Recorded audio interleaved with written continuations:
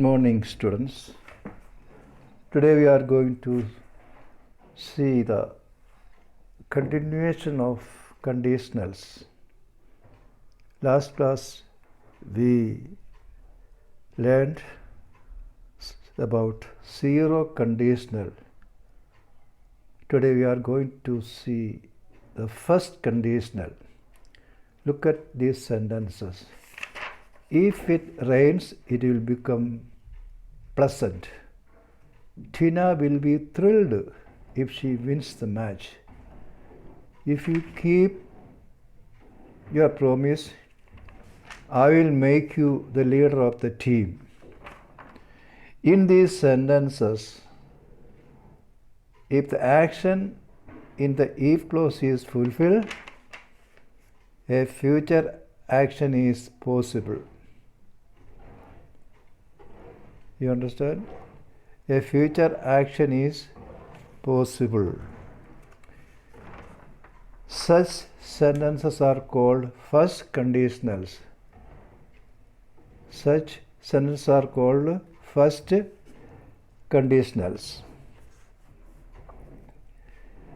We use the present simple in the if clause and will plus base form of the verb in the main clause. So be careful the use of the verb at its tense. Last class I taught you about two clauses, if clause and main clause. And in the zero conditional, both clauses the verb is in the simple present tense. But here in the first conditional, if clause is in the present tense and main clause will be will plus base form of the verb. Will plus base form of the verb. In the first conditionals, we can use other modal verbs like shall, can, or may instead of will. Be careful. In the first conditionals, we can use other modal verbs like shall, can, or may instead of will to talk of possibility, permission, or ability. We use these shall, can, or may to talk of possibility or permission or ability.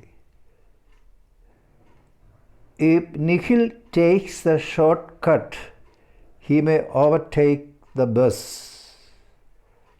Here possibility ആണ്. So we use may plus base form in the main clause, and in the if clause we take simple present. If you finish your homework, you may match a motive. You may watch a movie. Here may is used, may plus base form, that may watch, and it is for permission. If clause always present tense, finish. The verb is finish. It is in present tense. If you try, you can play chess. Ability. If you try, you can play ability.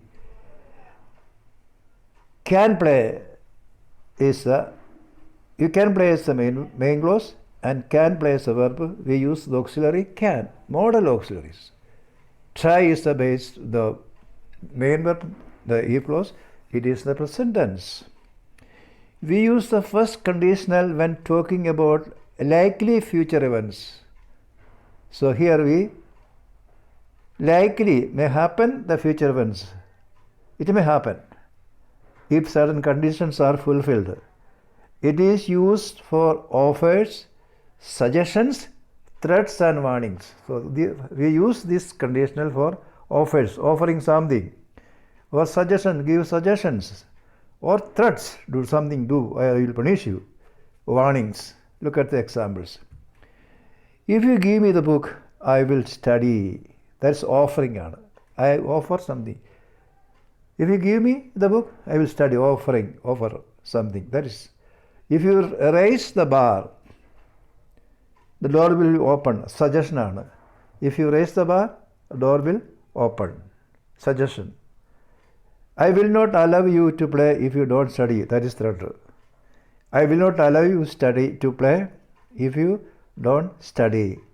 So look at in these examples, look at the verb and tense. The if clause, we use present tense. First sentence give, second sentence raise, third sentence allow.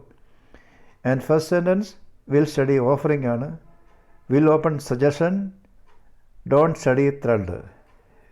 We may reverse the order of the two clauses without changing the meaning of the sentence. As with zero conditionals, when the sentence starts with the if clause, we put a comma after the clause. However, if the sentence starts with the main clause, there is no need for a comma. Be careful, the confusion. Just like zero conditionals, we can reverse the order. We can put main clause at the beginning, then followed by if clause. And if you use such a way, we do not put comma. So look at sentence. It will present. However, the sentence starts with the main clause. There is no need of comma. If we start with dependent clause, after dependent clause, that is if clause, you have to put a comma, then main clause. If we can start with the main clause, then if clause, there is need of comma. Look at the example. It will become pleasant if it rains. If Tina wins the match, she will be thrilled. I will make you the leader of the team if you keep your promise. Here, all these three sentences. Look at the first sentence, start with main clause, then if clause, no comma. Second sentence, start with if clause, we put comma, then main clause. Third sentence, main clause, start with main clause, then if clause, there is no comma. I hope you understand use of comma. I am telling once more. If you start with if clause as a sentence, you have to put a comma before the main clause. If you start main clause, then followed by dependent or subordinate clause, that is if clause, there is no need of comma. No need of comma. Now exercise 2. Complete the following sentence, following to get sentences that are examples of the first conditional. Use the hints given in brackets. They are given the exercises, the answers. You go through and study it. If it is sunny on Saturday, we will play a match. Will play a match, principal clause. And if clause is if it is sunny on Sunday. We will go for a picnic if he gets that leave tomorrow. Go picnic. So here main clause, we start with main clause, no comma. So do the remaining exercises.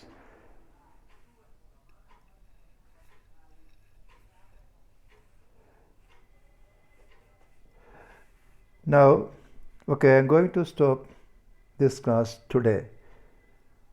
And there are, in the exercise 2, there are 10 exercises are there. You have to do it yourself. So be very careful to study the use of tenses. That's very important in these conditional clauses.